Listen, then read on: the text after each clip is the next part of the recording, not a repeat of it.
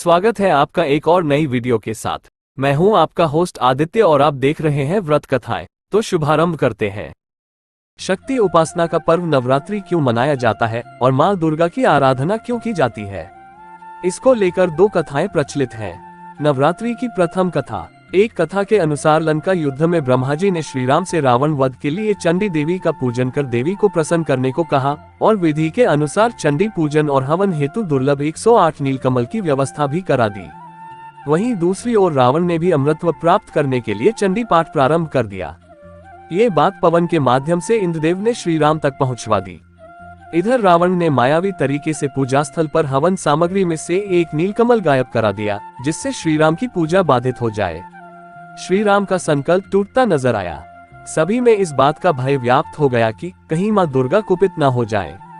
तभी श्री राम को याद आया कि उन्हें कमल नयन नवकंज लोचन भी कहा जाता है, तो क्यों न एक नेत्र को वह मां की पूजा में समर्पित कर दे। श्री राम ने जैसे ही तूनीर से अपने नेत्र को निकालना चाहा, तभी मां दुर्गा प्रकट हुई और कहा कि वह पूजा से प्रसन्न हुई और उन्होंने विजयश्री का आशीर्वाद दिया।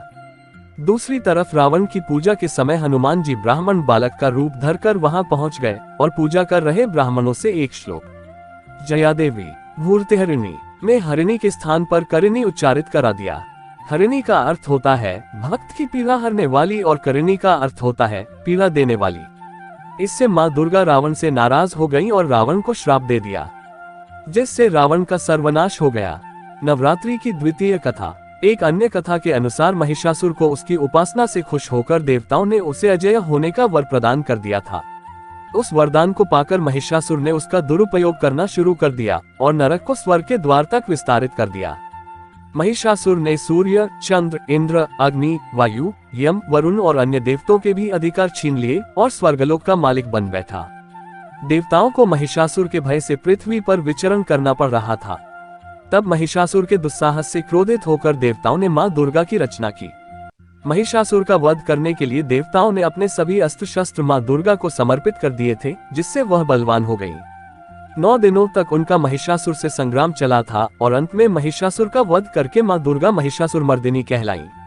आइए जानते हैं वर्ष में 2 बार नवरात्रि क्यों मनाया जाता है। नवरात्रि साल में 2 बार मनाया जाने वाला इकलौता उत्सव है। एक नवरात्रि गर्मी की शुरुआत पर चैत्र में और दूसरा शीत की शुरुआत पर आश्विन माह में। गर्मी और जाड़े के मौसम में सौर ऊर्जा हमें सबसे अधिक प्रभावित करती है, क्योंकि फसल पकने, वर्षा जल के लिए बादल संघनित होने, ठंड से राहत देने आदि जैसे जीवनोपयोगी कार्य इस दौरान संपन्न होते हैं। इसलिए पवित्र शक्तियों की आराधना करने के लिए ये समय सबसे अच्छा माना जाता है। प्रकृति में बदलाव के कारण हमारे तन, मन और मस्तिष्क में भी बदलाव आते हैं। इसलिए शारीरिक और मानसिक संतुलन बनाए रखने के लिए हम उपवास रखकर शक्ति की पूजा करते हैं।